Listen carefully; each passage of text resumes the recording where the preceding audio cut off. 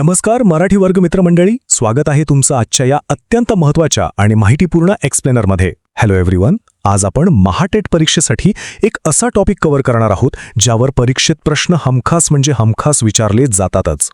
तो टॉपिक म्हणजे child physical development, म्हणजेच बालकांचा शारीरिक विकास. आजच्या या सत्रातून आपण परीक्षेतील आपले मार्क्स गॅरंटीड पक्के करणार आहोत. आणि हो, एक अत्यंत महत्त्वाची सूचना, या टॉपिकच्या एक्झाम ओरिएंटेड PDF नोट्स आणि क्विजची लिंक खाली डिस्क्रिप्शन बॉक्समध्ये दिलेली आहे.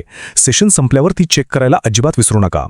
चला तर मग वेळ न घालवता आजच्या या एक्सप्लेनरचा रोडमॅप बघून घेऊया. आपण सुरुवात करूया कोर कॉन्सेप्ट्सपासून, त्यानंतर की कंपोनेंट्स, एसेन्शियल थिअरीज, काही भन्नाट सुपर ट्रिक्स पाहू आणि शेवटी असणार आहे आपली अल्टिमेट क्विज. एकदम बरोबर. तर वळूया आपल्या पहिल्या सेक्शनकडे, जो आहे कोर कॉन्सेप्ट्स. मंडळी, शारीरिक विकास हा बालविकासाचा अगदी बेसिक पाया आहे. हा पाया भक्कम असेल तरच मुलांचा इतर विकास उत्तम प्रकारे होऊ शकतो. आता जे बेसिक लर्नर्स आहेत त्यांच्यासाठी अगदी सोप्या भाषेत सांगायचं तर शारीरिक विकास म्हणजे नक्की काय? तर मुलांच्या उंची, वजन, स्नायू, हाडे आणि मोटर स्किल्समध्ये जन्मापासून ते किशोरावस्थेपर्यंत जे काही सिक्वेन्शियल चेंजेस होतात त्याला आपण शारीरिक विकास म्हणतो. बघा, विकास ही एक कंटिन्युअस प्रोसेस आहे. म्हणजे एखादा नवजात बाळ एका रात्री धावायला लागत नाही, बरोबर? त्याआधी बसायला शिकतं, मग रांगायला, मग हळूहळू चालायला आणि अगदी शेवटी धावायला लागतं. हीच ती प्रोसेस आहे. अगदी बरोबर. आणि या प्रोसेसमध्ये दोन अत्यंत महत्त्वाचे सिद्धांत आहेत ज्यावर METET मध्ये नेहमी प्रश्न येतात. डावीकडे लक्ष द्या, तो आहे सेफेलोकार्डियल प्रिन्सिपल. यालाच आपण हेड टू टो विकास म्हणतो. म्हणजे विकास डोक्याकडून पायाकडे होतो. बाळाचं नियंत्रण आधी त्याच्या मानेवर येतं आणि मग हळूहळू पायांवर. आणि उजवीकडे आहे प्रॉक्सिमोडिस्टल प्रिन्सिपल. म्हणजे विकास सेंटर टू आउटवर्ड किंवा केंद्राकडून बाहेरच्या दिशेने होतो. उदाहरणार्थ, बाळ आधी खांद्यावर नियंत्रण मिळवतं आणि मग सर्वात शेवटी हाताच्या बोटांनी एखादी वस्तू पकडायला शिकतं. हे सिद्धांत एकदा डोक्यात फिट बसले की शरीराचे मुख्य घटक कसे काम करतात हे समजून घेणं अगदी सोपं जातं. चला तर मग दुसऱ्या सेक्शनकडे वळूया आणि बघूया हे घटक प्रत्यक्ष रोजच्या कृतींमध्ये कसे दिसतात. शरीराचे 5 मुख्य घटक आपण इथे पाहणार आहोत. पहिली आहे हाईट, म्हणजे उंची, जी जन्मानंतर पहिल्या वर्षात आणि नंतर किशोरावस्थेत एकदम वेगाने वाढते. दुसरं आहे वेट, जे थेट मुलांच्या आहाराशी जोडलेलं असतं. लहान मुलांना कधीही जड दप्तर द्यायचं नाही, कारण त्यामुळे त्यांच्या स्केलिटल डेव्हलपमेंटवर म्हणजे हाडांच्या विकासावर खूप वाईट परिणाम होतो. आणि हो, मेंदूचा विकास हा मुलांच्या स्मरणशक्ती आणि विचारशक्तीशी थेट कनेक्टेड असतो, हे विसरून चालणार नाही. आता आपण बघूया ग्रॉस मोटर स्किल्स आणि फाईन मोटर स्किल्स मधला नेमका फरक. हो, हा खूप महत्वाचा भाग आहे. महाटेटमध्ये नेहमी या दोन गोष्टींमधला फरक ओळखायला लावणारे प्रश्न येतात. ग्रॉस मोटर म्हणजे शरीरातल्या मोठ्या स्नायूंचा वापर. वर्गात किंवा मैदानावर मुलं धावतात, उड्या मारतात, ते याच प्रकारात येतं. आणि फाईन मोटर म्हणजे अगदी लहान स्नायूंचा अचूक वापर.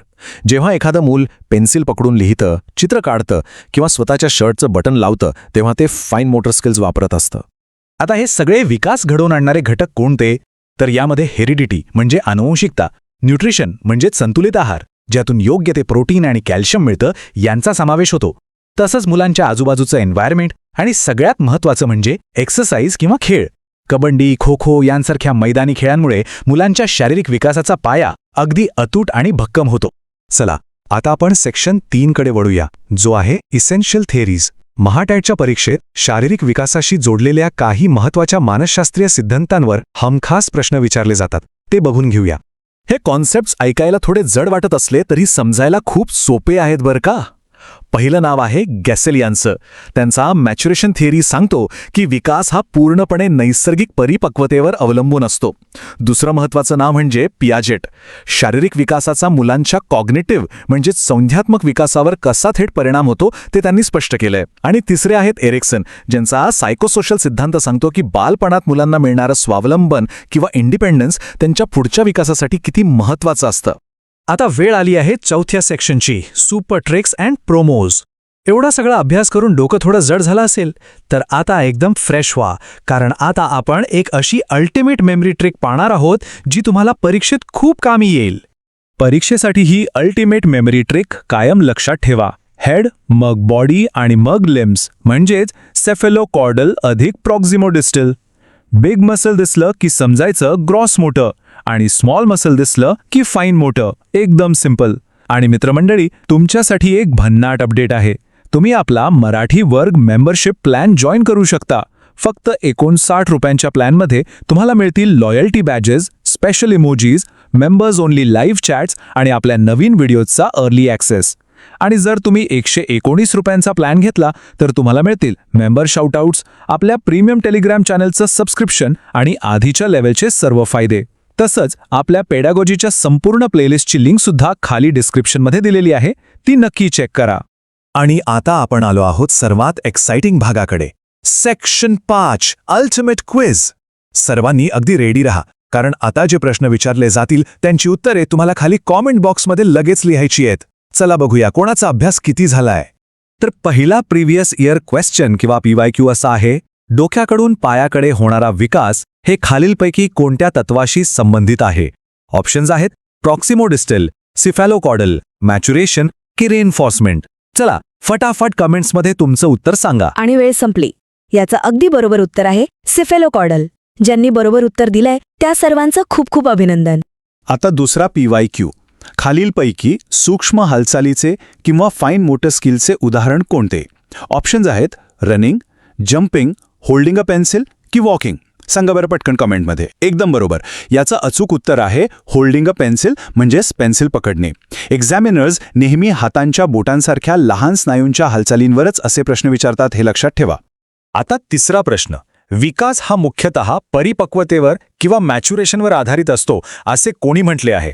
ऑप्शन्स आहेत पियाजे, एरिक्सन, गेसेल की स्किनर. करा लवकर कमेंट. आणि बरोबर उत्तर आहे गेसेल. मगाशीच आपण ही थेअरी पाहिली होती, आठवतेला?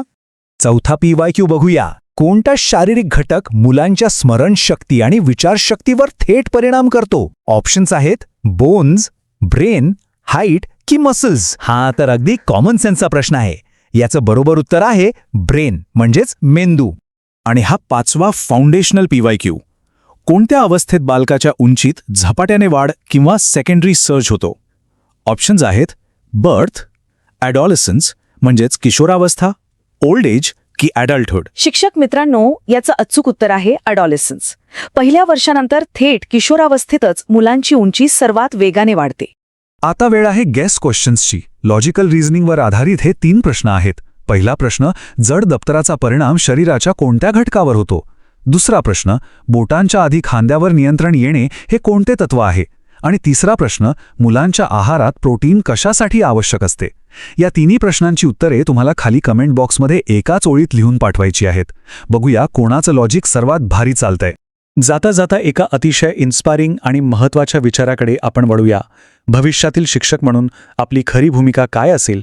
तर मुलांमधील शारीरिक फरक स्वीकारणे, पौष्टिक आहाराला प्रोत्साहन देणे आणि असं वातावरण निर्माण करणे जिथे प्रत्येक मुलाचा विकास उत्तम प्रकारे होईल. वर्गात काही मुलं लवकर चालतील, काही उशिरा चालतील, पण त्यांची एकमेकांशी तुलना न करता त्यांना समजून घेणं आणि सपोर्ट करणं हेच सर्वात महत्त्वाचं आहे. म्हणून एक विचार नक्की करा. तुम्ही निर्माण केलेल्या वर्गातील वातावरण तुमच्या विद्यार्थ्यांचे शारीरिक आणि संज्ञानात्मक भविष्य कसे घडवेल? तर शिक्षक मित्रमंडळी, हा एक्सप्लेनर जर तुम्हाला आवडला असेल आणि उपयुक्त वाटला असेल तर नक्की लाईक करा. महाटेटची तयारी करणाऱ्या तुमच्या इतर मित्रांसोबत हा नक्की शेअर करा आणि आपल्या मराठी वर्ग चॅनलला सबस्क्राईब करायला अजिबात विसरू नका. तसंच खाली डिस्क्रिप्शनमध्ये दिलेल्या लिंकवरून आपले व्हॉट्सॲप आणि टेलिग्राम चॅनल्स नक्की जॉईन करा. तिथे तुम्हाला नवनवीन अपडेट्स आणि नोट्स मिळत राहतील. तुमच्या अभ्यासासाठी खूप खूप शुभेच्छा. लवकरच भेटूया पुढच्या एक्सप्लेनरमध्ये.